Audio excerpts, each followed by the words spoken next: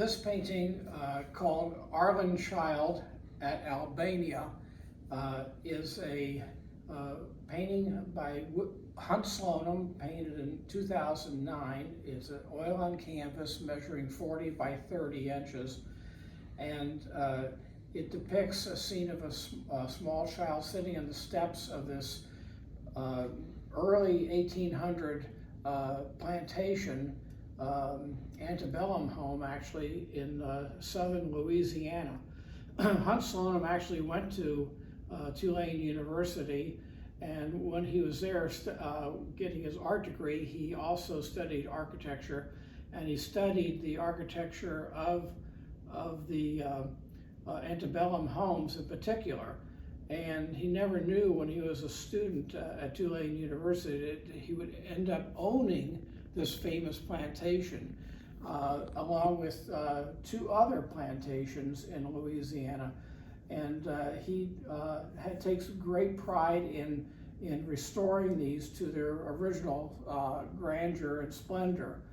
Hunt Slonem is one of America's foremost neo-expressionist painters, and he is known primarily for his tropical birds, butterflies, and rabbits. But most people don't know that he does a lot of figurative work. Matter of fact, he has an entire figurative collection at the Polk Museum of Art at Florida Southern College in Lakeland. They have about 35 figurative works by him.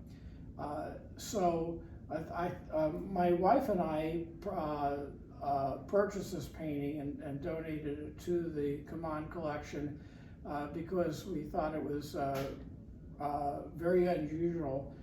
One of the few paintings that I know of that exists that actually has an animal and a child in it at the same time, which is part of our theme for the collection. His painting technique is wet on wet oil. He paints oil over oil that still is in the process of drying. And at a certain point in time, he adds texture to the painting by using his paintbrush. He sharpens to a point, and then he uses that to scratch in individually, lifting the paint and actually painting with the backside of the paintbrush. So he's one of the few artists that I know that uses both ends of the paintbrush to paint.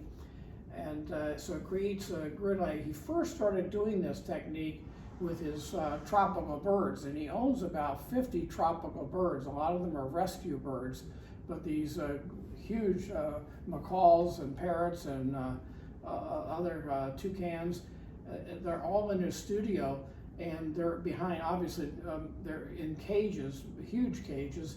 And so he first started using this technique when he started painting his birds in the cage, and people loved the technique so much that he continued to use it in other subject matter, such as this.